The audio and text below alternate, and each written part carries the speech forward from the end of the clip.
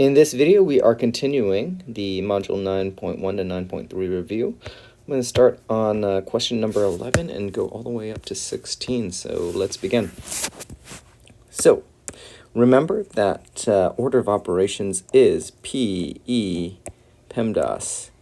M and D go together, so do A and S. So multiplication and division are a pair, and so are addition and subtraction. That means that you're not always going to multiply first. Sometimes you will divide, and the same goes with addition and subtraction. So if you have both multiplication and division, what you're going to do is you're going to go from left to right and see, and that'll determine what goes first, multiplication or division. So let's go ahead and try some of these examples. Let's go to number 11. So we don't have any parentheses, but we do have an exponent here. So let's take care of that. So 3 to the second power is 9. You're going to bring everything else down. Bring down the times, the 4, the minus, the 10, and the divided by, the 5. All right, now we have no more exponents. So let's go to M and D, multiplication, division. Do we have any? We have multiplication right here and some division right there. Which goes first? Well, we go left to right. Therefore, 4 times 9 is going to go first. Now, later on, that's 36. You're going to learn that there are some shortcuts we can take. But for right now, just kind of do it one step at a time until you get better at this. We are not done with M and D because we still have more division right here. So we're going to deal with that next.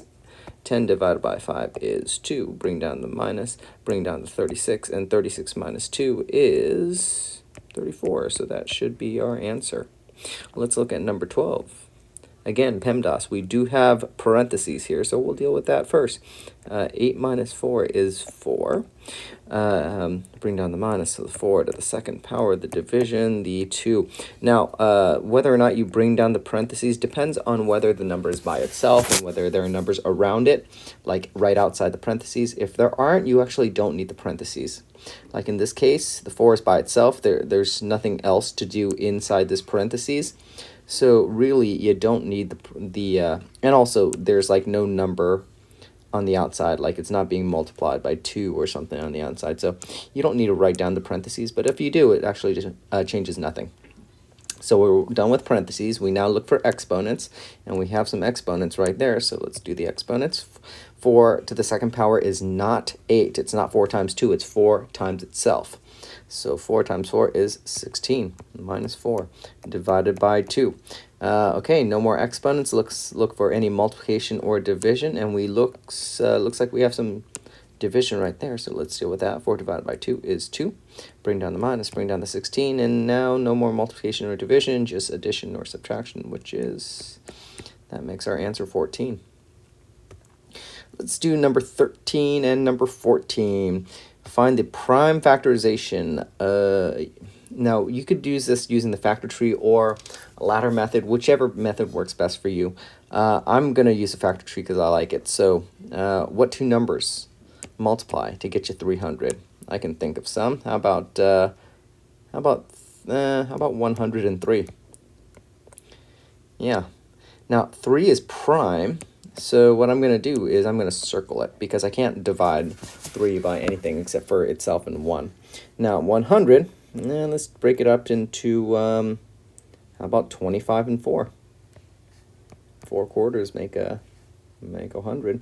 And then 4 isn't prime, neither is 25. So 25 can be broken down into 5 times 5. And those are both prime. 4 can be broken up into 2 and 2, and those are both prime. Oops. Those are both prime, so I think that's it. My answer should be I have a pair of 2s, and I have a pair of 5s, and a 3. So you want to do it in the order of least to greatest. So 3 is the least, followed by 3. Sorry, 2 is the least, followed by 3, followed by 5. So you would do 2, and there are 2 of them, so to the second power, times 3. And there's only one of those, so that's it. And then times, and times 5. And there are 2 5s, so it's going to be 5 to the second power. So box that answer. 475, this one's a little trickier.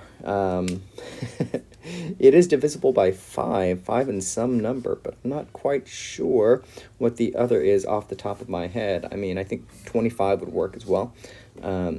how many times? 25 actually might be really good. Let's see. How many quarters for 475? That's what I would think. So 4 quarters in 100. So that's 4. So if it's 400, that would be 4, 8, 12, 16. 16 quarters plus another 3. That would be 19. So there you go, 19 quarters. I call it quarters because 25 cents is a quarter. Anyhow, 19 actually cannot be divided by anything. So 19 is prime. I'm going to circle that. 25 is not prime. It could be divided by 5 times 5.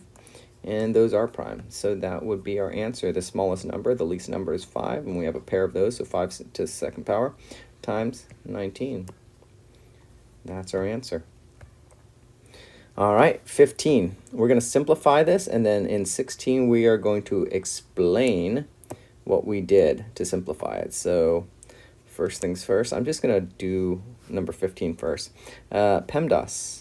I have parentheses, and inside that parentheses I have 18 divided by 3, and that equals 6.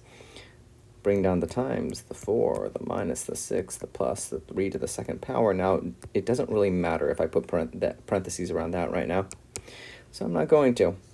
No more parentheses. Let's look for exponents, exponents, exponents, exponents. There we are. We have some exponents there. So 3 to the second power equals 3 times, or is 3 times 3, and that equals 9.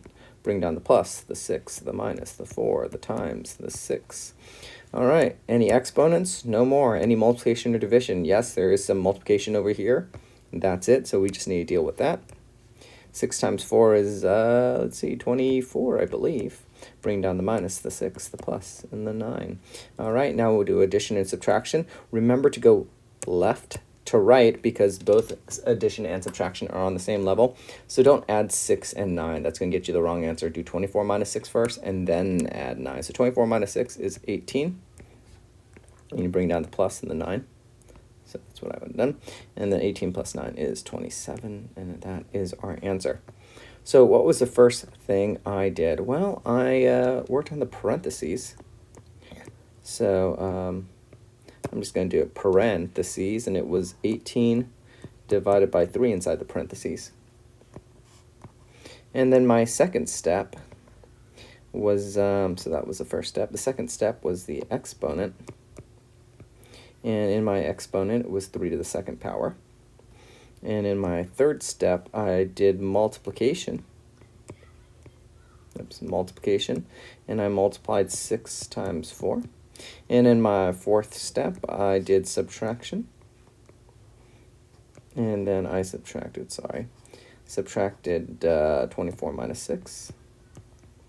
And in my last step, I added. And I added 18 plus 9. And that's it. That is the rest of the study guide. Hopefully you can get the rest on your own.